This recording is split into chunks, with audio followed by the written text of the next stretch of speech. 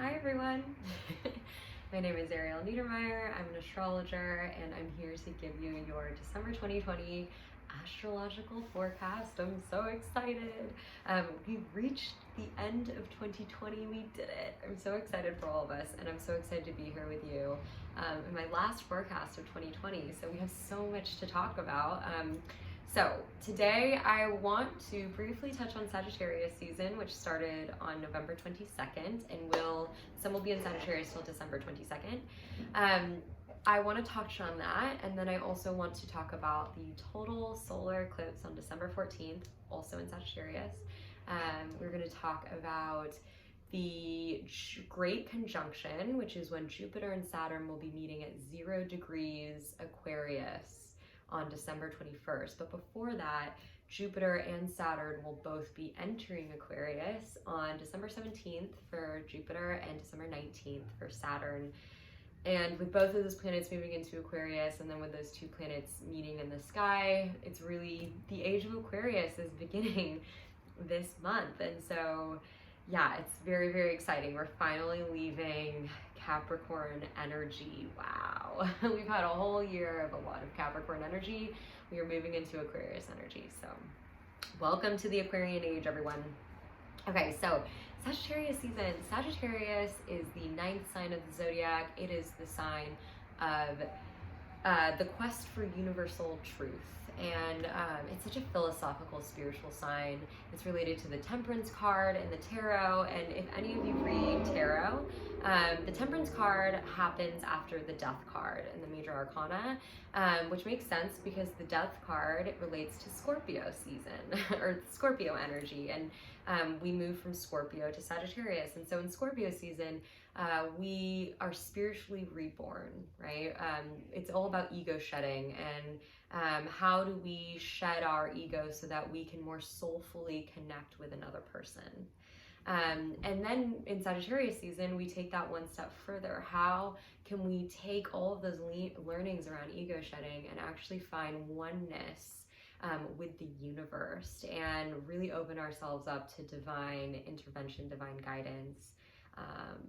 Connection with source is such a Sagittarian thing. And that's really what the Temperance card is about. It's like when you are at your wit's end, you can't stand it anymore, and you kind of give it up to God, if you want to use that sort of Christian saying. It's basically when you open yourself up to divine support and you're like, I need help right now. I need help right now. It's really beautiful. It's really, really beautiful. And that's really the stage after the Hanged being, after the Death card, then you move into Temperance, and then you really open yourself up to healing, which is the Star card, which happens like later in the Major Arcana journey. But it's really the beginning of true healing, and I think we're all finally ready for that after a really, really challenging but revelatory 2020. Okay, so with the solar eclipse, it's a total solar eclipse, which means that the moon will completely block out the light of the sun on December 14th. It's happening in Sagittarius. A solar eclipse is a new moon. It's like an amplified new moon. So the sun and the moon will be right next to each other in Sagittarius. This solar eclipse also will have Mercury in really close conjunction with the sun and the moon too.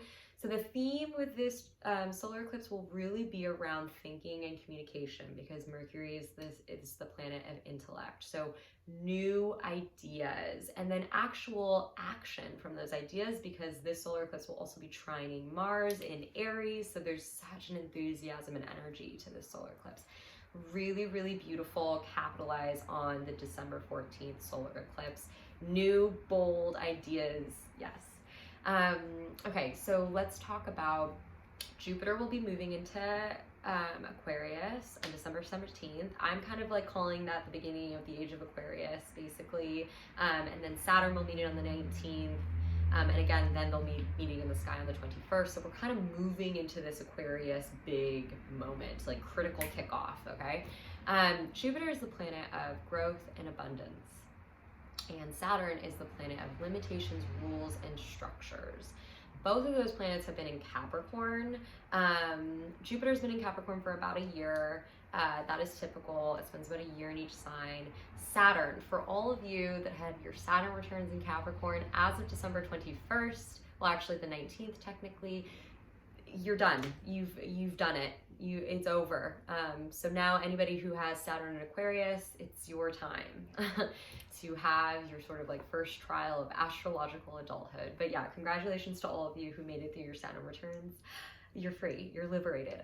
But with both of those planets moving into Aquarius energy, Aquarius is the sign of humanitarianism. It's all about personal freedom and equality for individuals within a group. So here's the thing.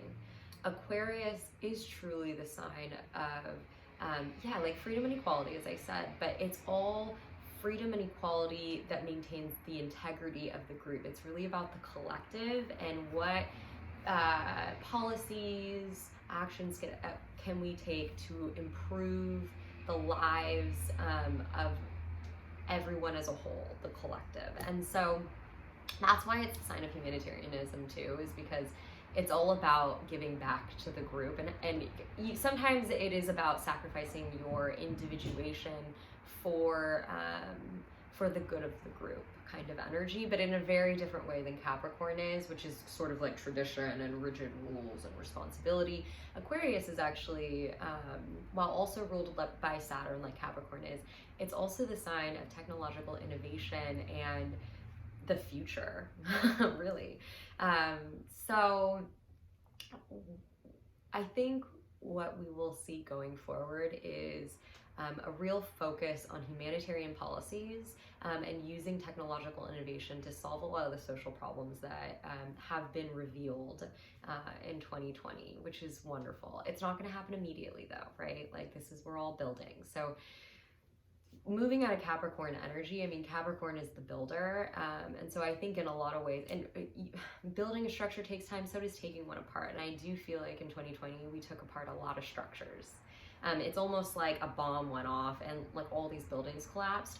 Now with the age of Aquarius upon us, the dust has finally cleared and we can see the terrain of what's ahead of us, okay? What work needs to be done? Should we keep this structure that's still intact or should we build a new one?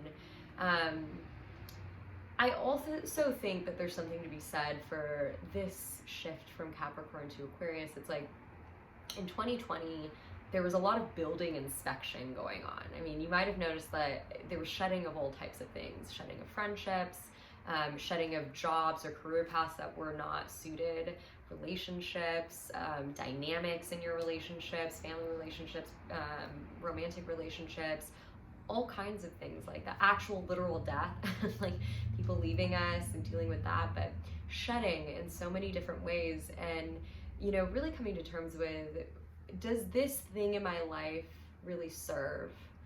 I think what we're going to see as we move into Aquarius, that there will be a focus on quality over quantity. A lot of things have been taken from us in 2020. And kind of looking at it from the standpoint of like, okay, so with the things that I'm left with, what do I really value and what can I still do without? And that's sort of the medicine of where I think we're moving. The other thing I wanted to just say too is Aquarius, the tarot card related to Aquarius is the Star card. And so I talked about how temperance, we get to the temperance card and we finally open ourselves up to support from the divine support, divine intervention. And then we move into the Star card and we really seek to heal ourselves from all of the painful revelations, the challenges that we've undergone. And I don't know about all of you out there, but I'm ready to heal. And I'm really ready to close this year with a sense of peace and just sweet, soulful healing. And yeah, this is really, with Aquarius energy, that's what we're gonna do now. We're gonna heal. And I'm so excited. I'm so excited for you. I'm so excited for me. I don't say this enough, but just a tiny note that if you want to see how these energies are really going to play out in your life, you really need your birth chart. And to get your birth chart, you need your exact time of birth along with your birthday, and then also where you were born. Use a free resource like astro.com to come up with your chart, and then you can look at where Sagittarius is, where Aquarius is, and you can see where these things like the solar eclipse, where the great conjunction are going to take place in your life. If it happens in the 4th house, it'll affect your family, potentially your relationship with your father. If it happens in the 7th house, it'll affect your relationship, your marriage. And so there, you can look all of these things online. I know I kind of speak from a more macro level, but that's how you would check it out on a personal level. And mostly because I'm not going to see all of you until 2021, I just want to say thank you so much for tuning in and being here with me. It's been such a pleasure and a privilege to be here with you and to be talking with you about these things that I love. I love astrology, and I love talking about the energies at play. And if you have loved it too, please tune in for my 2021 forecast. Please like and share this video. I wish you all the best and the most joyful, peaceful holiday season and new year, and thank you.